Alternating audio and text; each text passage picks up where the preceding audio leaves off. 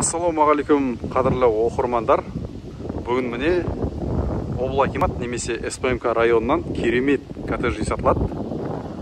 Бұл коттеджді тауып келу үшін алдымызда тұрған Монако, соның артқы жағындағы көше Қызылжар көшесі деп аталады. Керемет көшелердің бірі, тыныш аумақ. Жеке өзіме ұнаған коттедждердің бірі. Сіздерге де ұнайды деген сенімдемін. Енді толық видеосын көрсек. Үйіміздің ауласы, қасына гаражы салынған, екі көлікке арналған, газель автокөлігі емін-еркін сиіп кетеді. Алдында навес бар. Жері брусчаткіленген, 10 сотық жер, 25-те 40. Екі кіру аймағы бар. Мына бөлікте және гараж жағынан.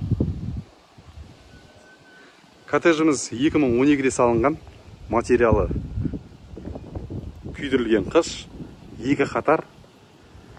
Коттедждің бір ерекшелігі цокольный аймағы бар. Яғни 3 қабатты, бірінші қабат және екінші қабат аралығы плита.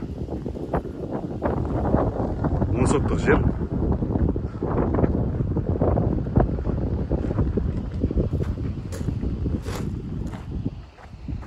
Үйіміздің артқы бөлігі.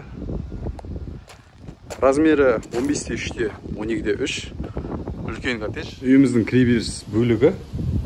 Осы баспалдақпен үйдің кіреберісіне кіруге болады.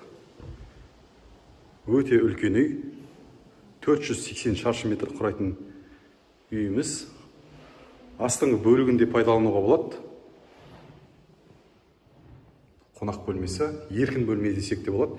Жері ламинат. Жөндеу жұмыстарын жасамасаңыз да болады, өйткені жақсы сақталған. Үйде аз тұрылған, яғни қонақ бөлмесі барлығы да әдемі. Ас бөлмесі кең. Едені кафель, жарық. Қазіргі таңда екінші қабатта жүрміз десек те болады. Бұндай бағаға осындай жақсы коттедж табу қиын, және де осындай бағаға қазіргі таңда салып алуымыз екіталай. Өйткені бұл үйіміз мына бірінші қабаты плита, екінші қабаты да плита. Төменгі қабатқа барып көретін болсақ, осы жерден де кіруге болады, сырттан да кірсеңіз болады. Көреміз.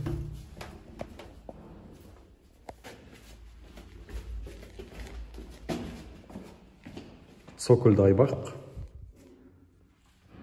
Плиталарын осы жерден көрініп тұр. Осы жерге заттарыңызды немесе демалыс орын, бильярд немесе спорттық құрал жабдықтарды қойсаңыз да болатын жақсы жер. Мына бөлігіде бар. СП 1, 2, 3. Одан кейін сейсмополисі құйылып, үстіне плита жабылған. Осы бөліктен сыртқа қарай гаражға шығатын бөлік, есігі. Бұл гараж газель сыйымдылығына арналған. Екі көлік сияды. Биіктігі 4 метр. Газель автокөлігі емін-еркін кіреді. Котельная.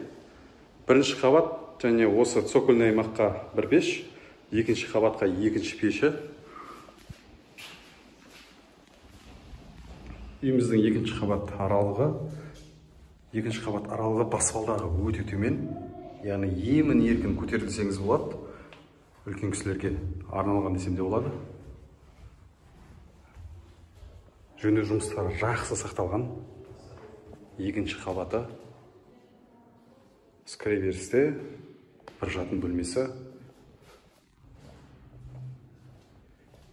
Одан кейін екінші үлкен жатын бөлме. Қонақ бөлме ретінде де қолдануға болады. Едені барлығы ламинат. Үшінші жатын бөлме.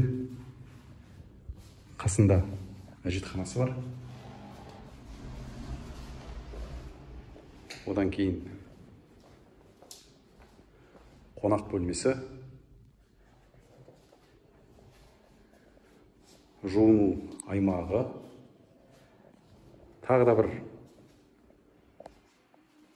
күшті жері, яғни плюсы, ас бөлмесі екінші қабатта да бар. Едені кафель.